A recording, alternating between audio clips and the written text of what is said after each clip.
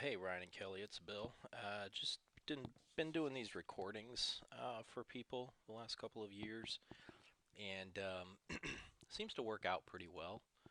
Um, anyway, so I post these on YouTube, on a YouTube channel that I have, and then just send people links, and and it seems to work. So anyway, so I'm gonna do this. If you guys want to meet and talk about this, I'm open to it. You know, we can do that and answer any questions that you might have. But I like doing this because I can go through on the computer and I can go through photos and all kinds of things, which is a little bit more difficult to bring a laptop over and get on the computer and log in and everything and get it all set up and then go through it with you. But if I just sit here and make a video, uh, seems to work really well. Plus, the other thing is too, even with the video, if we were there in person, you know, you can stop it and you can look at the things that I kind of flip past. So you can always pause the video as we're going through this. So this is your market analysis. I'll email you these documents as well for you to have.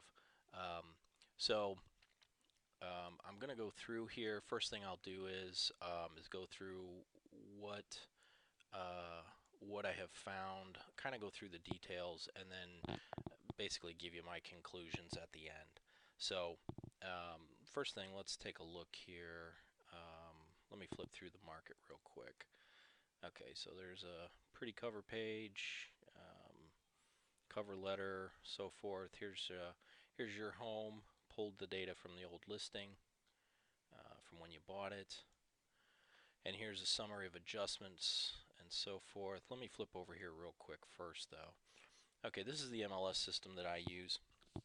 This is what I do my work in and pull up all your searches and things like that. So use this to create the market analysis. Here's the search results from looking around your property. So what I did was I did a radius search around your property of a half mile and put in a few specifics, you know, bedrooms, bathrooms, two-story on a basement, two-car garage, and this is everything that came up. So if you want to look at this, you can pause this and just kind of look at the details. Here is everything that came up within a half mile of your house. These are sold properties within the last year and what they sold for. So you can look at that. Um, and then the highlighted ones are the ones that I selected to do your market with, except for this Drury Lane property.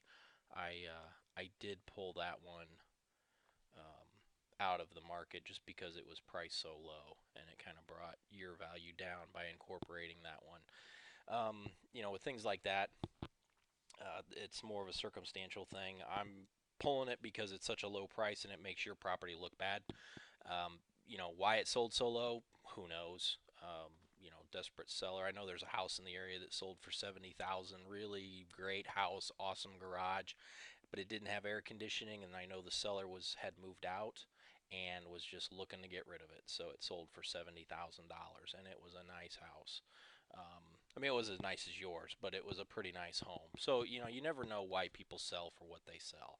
I did exclude any short sales and REOs or repos. So those are distressed sales, so that's not included in any of these. Um, so these are all going to be homeowner to homeowner transactions. So let me flip back over to the market analysis real quick.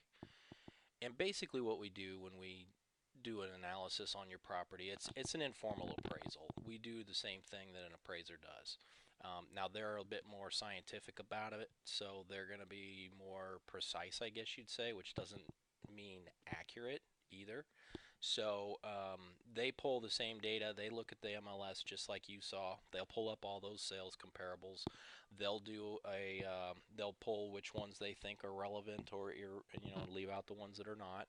But the thing to keep in mind there is that this is their best guess. When you specify or determine value of a property, the raw hard value of a property is for what it actually sells for. So you have a buyer and you have a seller who agree to buy and sell this property at 105,000. That property is worth 105,000 today because somebody is willing to sell it for 105, somebody is willing to buy it for 105. So, um, so that all plays into everything. and um, um, so that all plays into it. I mean, that's the hard value. What appraisers and what we do when we do in markets is that um, we take sales comparables, other homes that have sold in the area, and then we make adjustments for the differences. And their adjustments, I use adjustments and specifics that I got from appraisers. But I'm not trained in appraisal, but this is pretty accurate. Now, the other thing I'll say about appraisers is if you take 10 appraisers and send them into your home, you're going to get 10 different numbers. Now, there is a 3% margin of error, which is acceptable. So you're talking $3,000, give or take, for accuracy. So if their number crunching comes out to 98 and you sold for 101, they can fudge the numbers and go, oh yeah, it's worth 101. So anyway, so here's a few properties that I included. Now this is the original sale price, the 108 on each one, and then you see the adjusted price. That's after I make these adjustments for these specific characteristics, which are different. Um, so typically, like for instance, above ground square footage, I adjusted for 7,000 because the house was much larger than yours. So that puts it in parentheses, which means from the 108, I had to take off $1,000 because they had one more full bathroom than you did. They also had one more half bath than you did. So I took off $500. And these are figures that I've gotten from appraisers. Now, as the houses go up in value, say, when you get into $300,000 properties, these numbers get larger. You get more price per square foot, and the difference is there. You get more money. You take off more. You take off, or you add more money for a bathroom, and so forth. So let's see what else. So you got Kinsmore. Sold for 108, adjusted to 106. So that basically what that's saying is based on this property here on Prang Drive, adjusting for the differences, your house is worth 94,200. Based on this house, 715 Kinsmore, with the adjustments and differences, it sold for 108. Yours is worth 106. Now that doesn't make much sense. So once I get done here, I'll give you a conclusion as to what I think we should list the house for, what I think it should sell for, if I think we're going to have problems with an appraisal at certain prices. What it may sell for and what it may appraise for can be two different things. So I can talk a little bit about that as well. But basically, here's another one, adjusted sale price 96, 94.9. Now, don't get too discouraged looking at these 89.9. I mean, that's really troublesome, but don't get too discouraged about it. Because sometimes when I've done these, I've gone through and looked at them, and then I'll take a look at the active listings, and, I'll make adjustments and say, well, you know what? We're just going to throw all this black and white analysis aside, and everybody else on your block is asking 105 for their houses, so we're going to go with that and ask 105, and then deal with whatever comes later if we have a problem getting an appraised value at 105.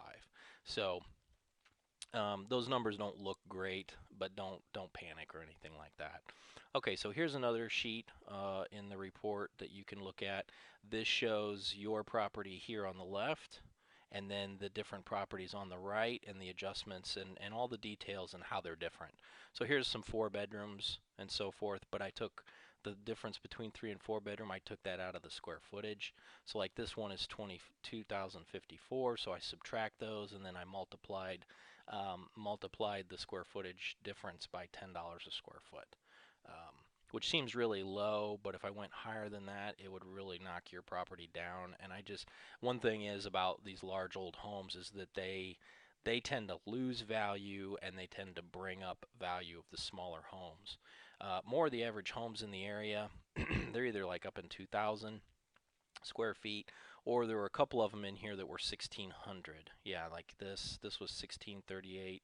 That Drury property that I dropped off of here, that was in the 1,600 square foot range. But one thing I can tell you is flipping through the photos on these, your house is nicer than I think every single one of these, and your kitchen really just knocks yours out of the park. So now some of these are much bigger, and that makes a difference. So, I mean, some people may think, you know what, I really like that smaller house, but I can live with the smaller space. So anyway, here again, you see at the bottom, here's the adjustments that were made. It doesn't give the adjusted prices on this page, but it does give specific details and differences, shows things like seller concessions. Here, $3,000 at closing costs. So technically, that house didn't really sell at 102.9. It actually sold $3,000 less than that, which would have been what, 99.9. So, and appraisers will adjust for that kind of stuff. I'm just leaving it in there because you are most likely going to pay about $3,000 in closing costs for your buyer, which means you're going to be less likely to come down on your price. Now here's another page, just averages, medians, and whatnot. Sometimes I pay attention to that, sometimes I don't. If it really looks bad, part of it is I'll take a look at active listings and things like that. I mean, there is a house that did sell, that's Kinsmore property did sell. Sometimes, and I'm looking at this from the perspective that being north of Rudisill is not as appealing as being south of Rudisill. Because there are just some of those major streets, they are some dividing lines, and you cross the street, you go down the block and whatnot, and the values go up and down. You definitely see that between Rudisill and Creighton. You can go a couple streets over and value drops, like Oakdale's an example, where properties get up to 100 and I think 150, 180,000 down towards Foster Park.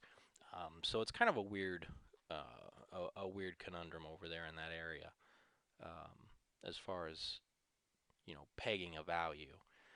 So in that instance, when we run into that where it's not very definitive, and this is not, we'll just kind of list it and take a shot in the dark, and depending on what kind of activity we get, what kind of feedback we get, you can always drop price. So that's an option.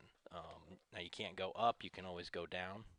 So that's just kind of what we do, and trying to sell the house for as much as we can get is always kind of sometimes is a shot in the dark, but that's how things sometimes work out. So here's some more high lows, averages, medians, and so forth, so you can take a look at that. Like I said, again, pause the video at any time. This stuff here, MLS number, average square footage or above ground square footage, days on market, so this is how long it took for the property to sell. List price, sale price, above ground, let me see here, price per square foot.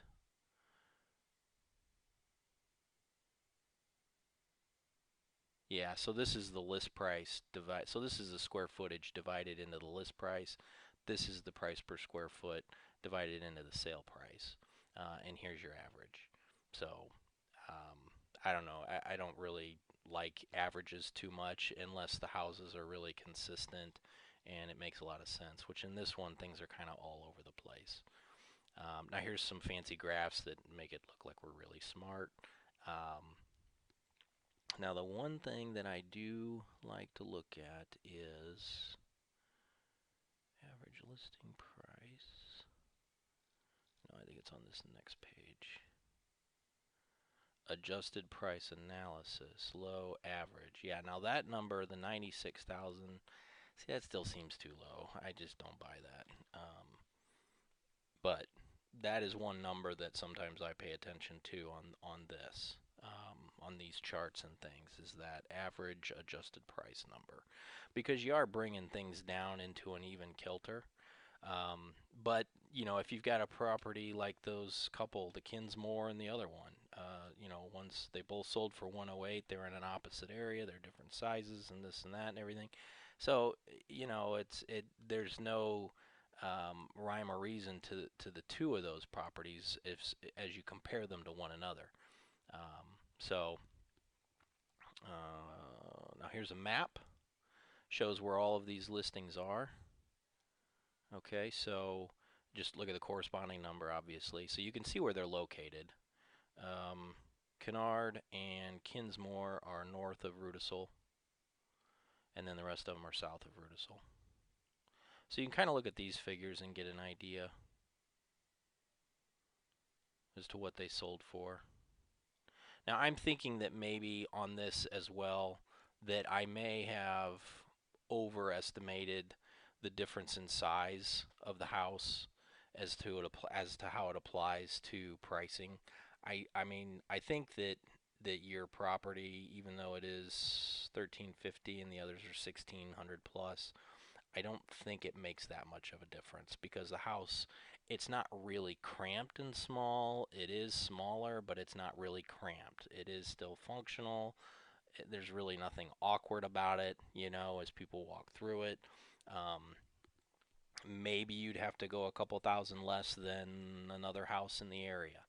Um, but we just kind of deal with that as we come to it. So here's the final comments page, which normally I would just give this to you and put my final comments on here, but I still have to look at the active listings real quick while I'm making this video and give you a conclusion as to what I think we should do. So I will pull those listings up. I am going to go through these solds here real quick for you. And I'll email you these if you guys want to go through them. But I'll just kind of flip through these. Now, one thing that I did notice was some of these houses, they had some really nice, I mean, you know, this looks like your home. Now, the kitchen, definitely no comparison. Yours takes it hand down. Now, this is much larger. Um, You know, it's not that much bigger. That was a panoramic shot, made it look big. Um, but that was a little bit larger kitchen, more counter space, I think. So that's appealing. You know, that's going to appeal to somebody. That's going to appeal to people. Um, Now here, this is pretty neat. You know, you guys don't have this, the tub. But I'll tell you one thing about these tubs. A lot of people buy them, buy houses with them. People who build, you have to put them in because you won't sell if you know, it may not sell if you don't. But the thing is, people who buy them, they use them maybe once and then never again. It's crazy. So, but that is the reality of it. So here's a finished basement. This looks really nice. So that house is gonna appeal to some folks. Um, Now then you've got, that's the one on Prang. This is the one on Kinsmore we were looking at. And this one looks like it's a rehab. Somebody bought it and fixed it up. So it looks really nice. You know, very clean looking. The hardwood floors look fantastic. Now the kitchen, still, it looks nice and clean, but you know, you don't have the solid surface countertops like you do, the recessed sink like you have. I mean, you guys really went over the top on that. So you know, I'd say it's still you still beat this house out. Now it's bigger, so if that's what somebody's looking for, then obviously they may go for this house. But then again, somebody may walk in, see the kitchen and the bathroom, and just knock their socks off. So I'll just flip through these. You know, pause the video if you want to take a longer look at some of these photos. But I'm just going to click through them kind of quick so you can get an idea of what the house looks like. And now this I didn't get. They went short on this bathroom. Main floor bath, upper full bath. So there were two bathrooms. And they didn't replace this tub. They put in a new surround, but they did not replace that tub. And it looks like that might be, I don't know, that pedestal sink. Not sure where that came from. If it was original or they just put in and chose a bad color. So here's a basement unfinished. So this is kind of comparable to yours except for size. This one was 1,950 square feet. So it's substantially larger and it's a 4-bedroom. So, you know, probably sell before yours. And they were only asking, now they were asking 104.9. It was on the market for 3 days, and you can see here it sold at 108. So I don't know what the deal was there, but they did something real quick and paid for something. Okay, so next property that I used, this one on Lexington. Now this one was pretty nice too. Now this is 1,314 square feet. So this is kind of close in size, but I think it had a 4th bedroom if I'm not mistaken. I think I actually showed this house. I know I should. Let me think. Yeah, I think I did show this house last year at one point.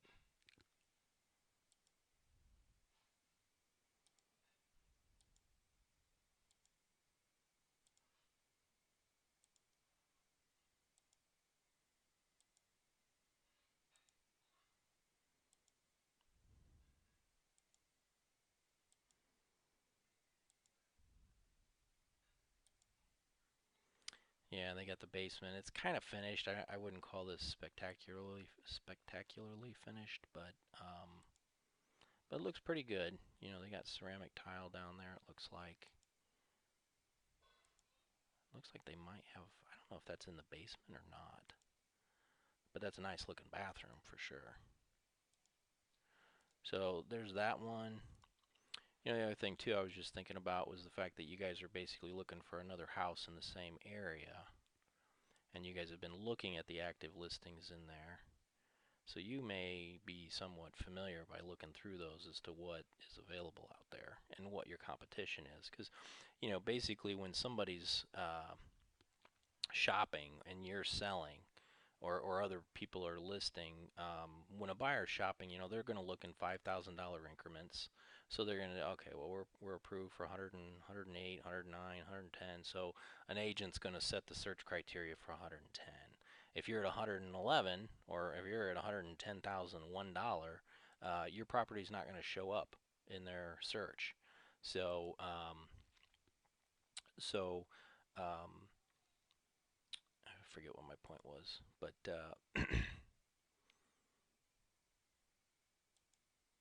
yeah, that kitchen wasn't that great. Now that deck looks nice. Now this looks like that's the basement. So pretty nice home.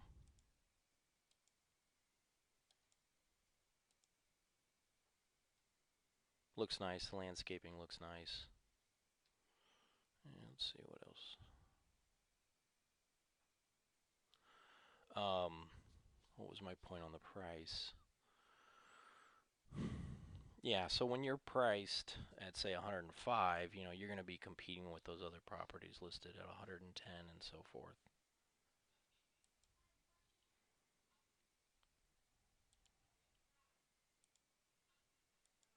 This house is pretty neat looking because it's got all this finished woodwork. Um, you know, particularly that staircase and these pocket doors. It looks like they function and they're in good condition. Sometimes you go in these homes and they don't look so good. You guys might realize that because we did look at some properties in that area. You know, neat stuff like that. Here again, kitchen's pretty nice. It's good. Looks like it's a decent size.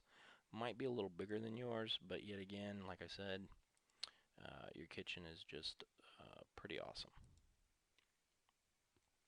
Okay, and then that was the one on Drury Lane. So now that one, let's take a quick look at that. Yeah, this one kind of still had an old feel to it. I mean, look at that sink. Now you don't see those too much anymore, but that's still there. These are definitely the original cabinets and things. Look, that original. I'm sure that light fixture's been there for, oh, I don't know, a few decades. Um, so that kind of stuff. Now some people, they really just like that kind of thing. They like that old style. Some people don't. Hardwood floors. Yeah. I mean, this house could use some updating. Yeah, see, there's that original sink. Probably original, or not original, but that toilet, you know. Look at this thing. Look at that. That's interesting.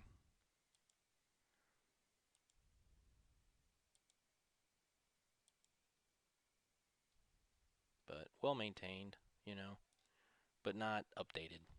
So, anyway, okay, so we'll take a look here in a minute at the active listings.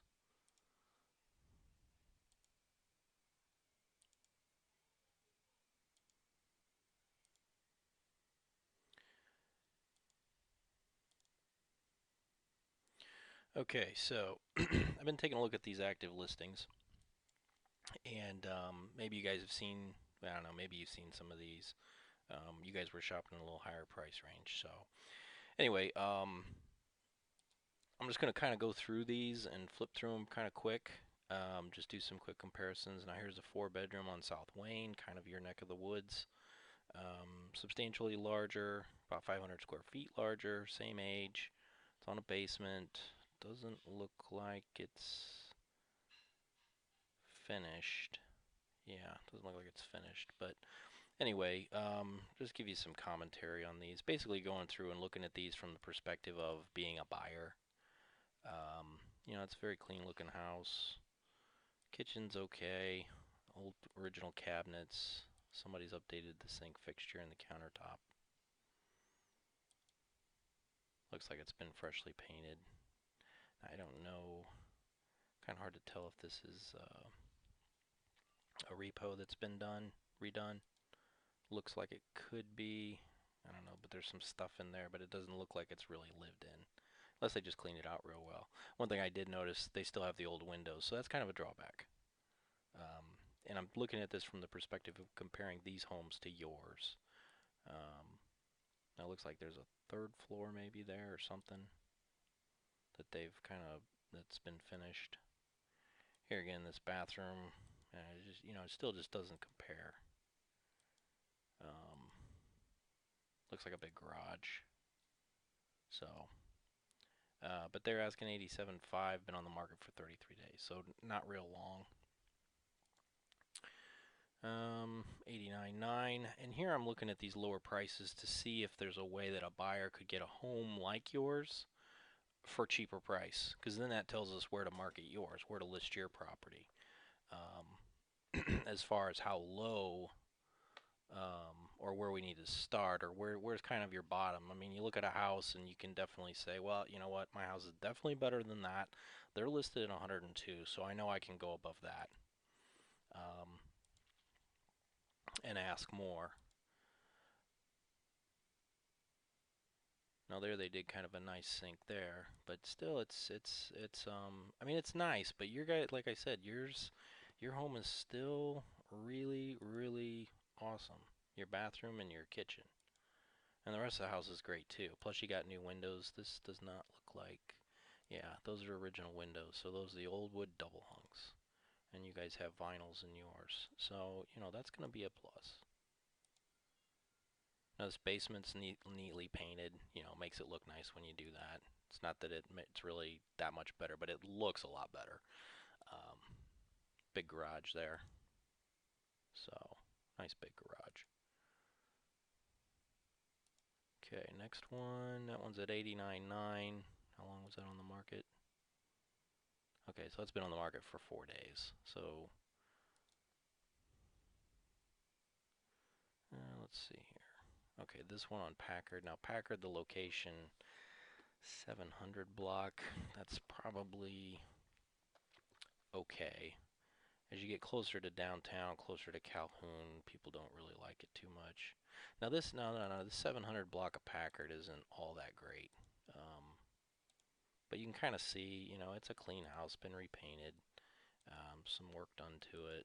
I think this might be, it looks like it might be a repo.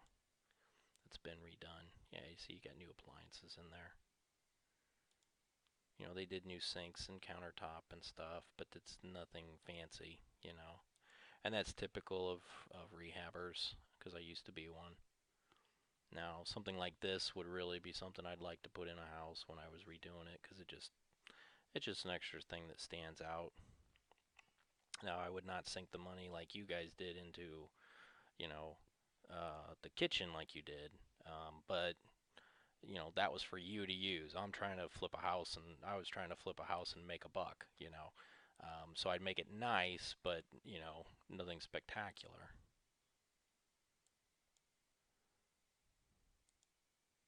So pretty nice house.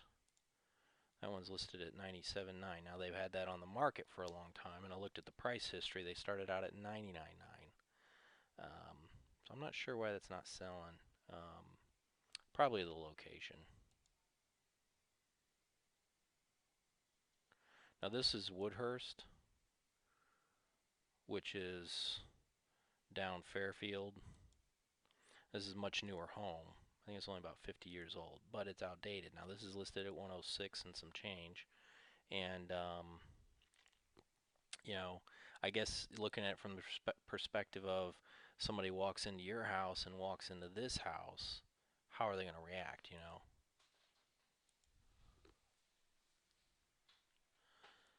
So here again, old bathroom and old tub. You got the painted tub, the old colored tub, which is outdated.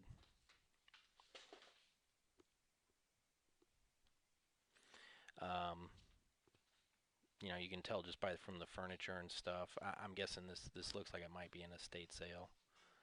Somebody might have passed away, and the family's selling the house, is what it looks like. Just because it's got some furniture, but they've gotten rid of stuff. That's horrible. So they're asking 100 and what are they at? 100. Now that's got a little bit larger yard. So that neighborhood, that's more of your conventional subdivision.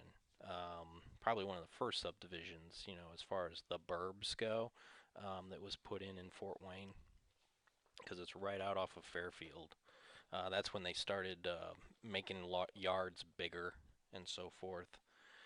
But that's been on the market for 300 days, so they might still be, they're probably still too high priced. Um, Now, as I've been looking at these, I've been thinking about you listing your listing price, and I'm kind of leaning. I was leaning towards more like 105, maybe 110, and I was kind of skeptical about that. But these next couple, I'm going to show you these. These next couple kind of give me a little more confidence in listing at around 110. Now, if you wanted to go like 115, I mean, we can do whatever you want. Just be prepared to come down in price is all I'm saying. Now these homes, I mean, these are nice. It's got some interesting characteristics to it. This one does. Now there's a basement that's finished.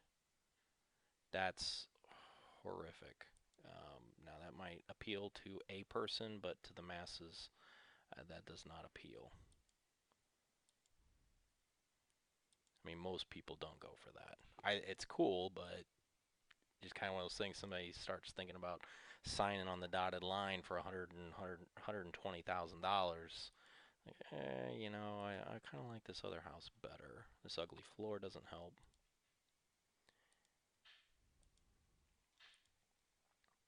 So in comparing, let's see, 3 bedroom, 1.5 bath, 1,440 square feet. So it's not that much bigger than yours.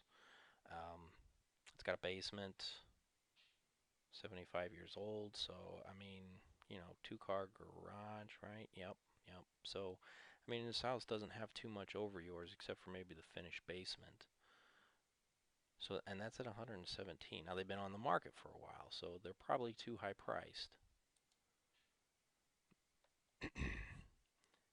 Now this one on Tacoma, they're asking 118. Now that's 1,800 square feet with a basement. So let's flip through those real quick just so you can kind of see. Exterior not impressing me. This one is outdated. It's got some characteristics that are cool. Um, the mural, I don't know, whatever people might get into that. That can always be painted over if they don't like it. But this is kind of neat. Some of those unique character things kind of jump out at people. But this house has not been updated in a long time. This old flooring and so forth, the cabinets. Um, Nice big house. I think it's a corner lot, big corner lot, so that might be appealing to people. But I don't know if they're going to get 118 or close to it.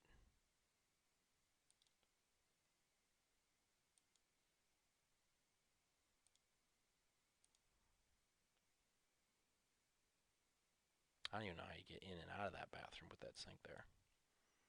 Now that concerns me, but that would not be a selling thing. That's a inspection issue, and I know those bricks are not supposed to be like that. But anyway, that's beside the point. That might turn people off as well because I mean, when you get into chimney repair, that gets expensive. It looks like it's holding up well, but those bricks are working their way out, and that's not good.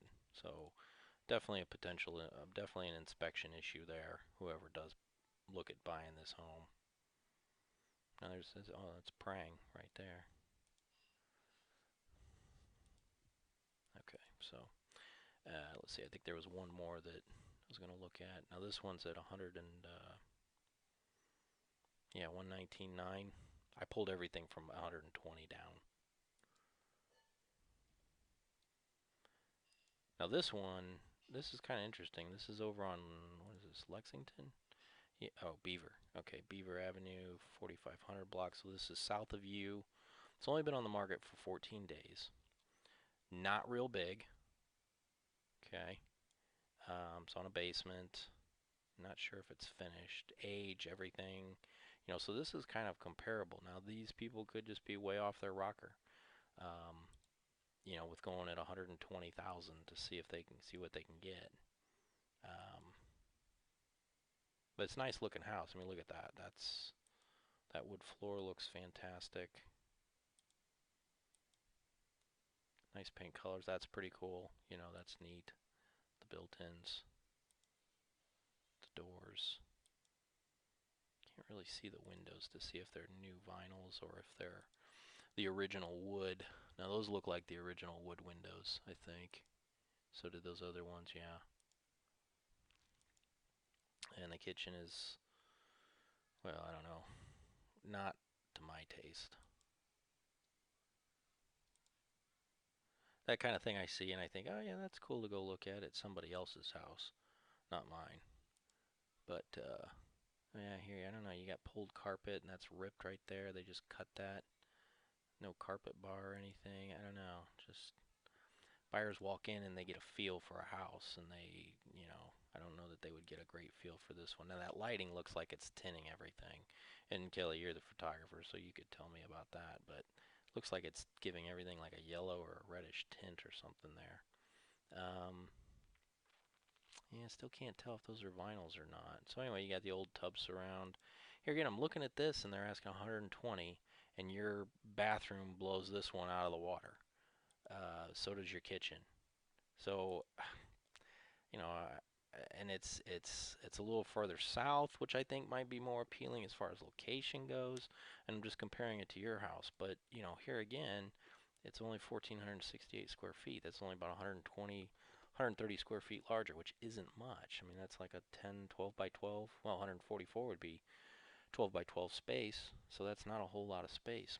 That's not a whole lot larger than your home.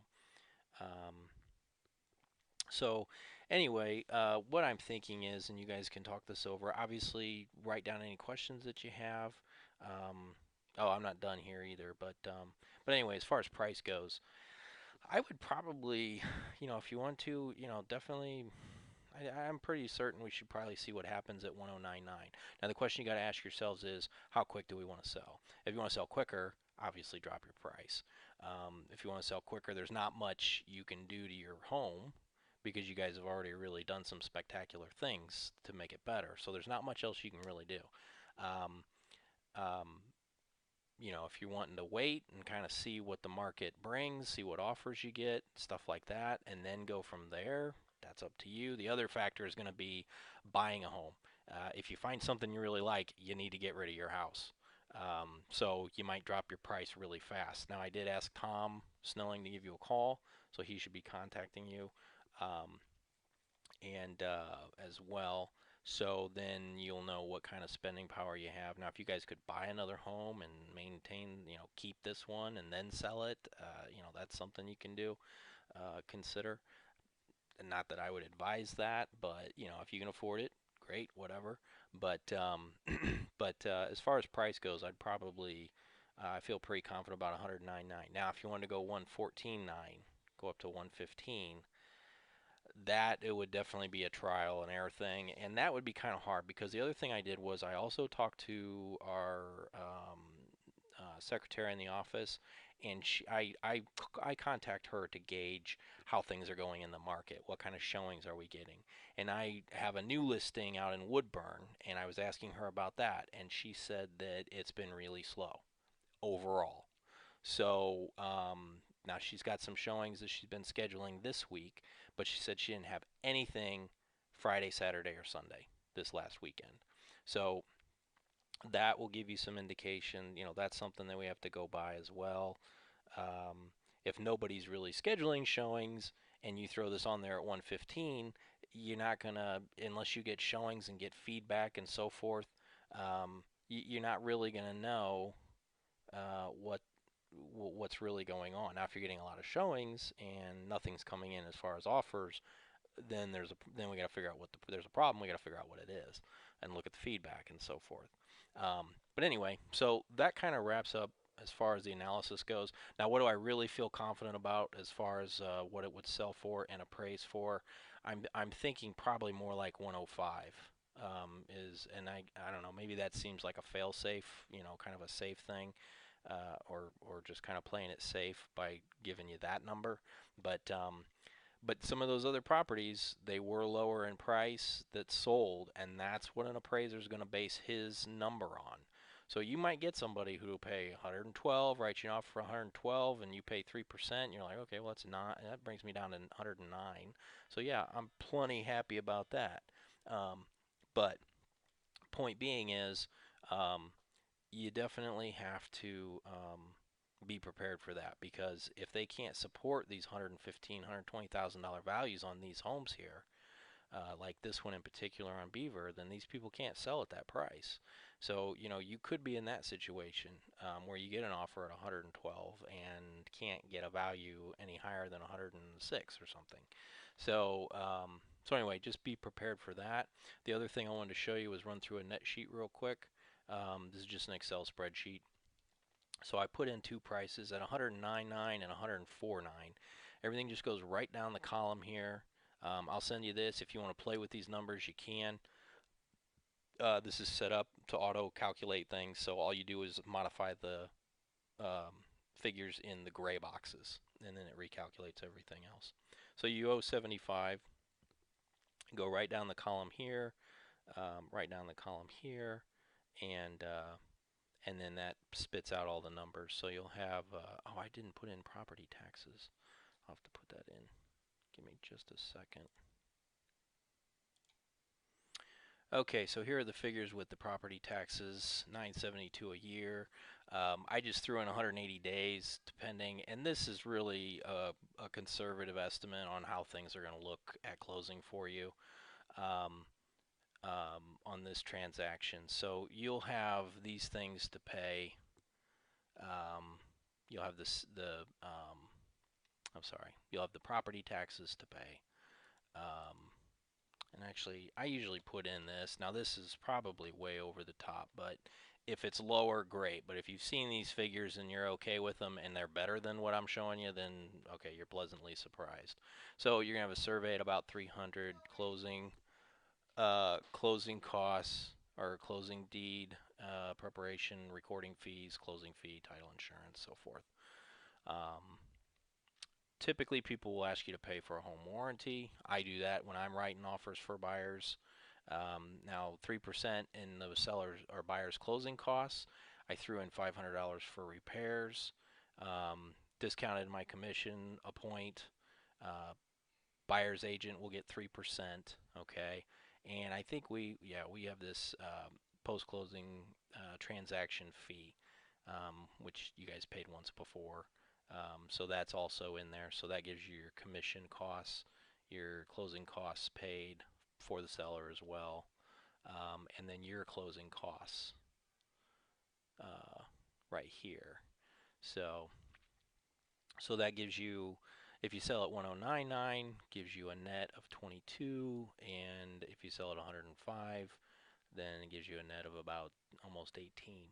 So if I'm off on the property taxes, I might be taking out $1,000 too much, but I just like to be safe, rather be safe than sorry, and you not be totally shocked. So anyway, hopefully that helps. Sorry this video ran so long. I usually get these done about 25 or 30 minutes, but that gives you everything in a nutshell. Like I said, give me a call with your questions and whatnot after you've watched this, and then of course let me know what you guys have decided to do as far as moving forward. So anyway, have a great day.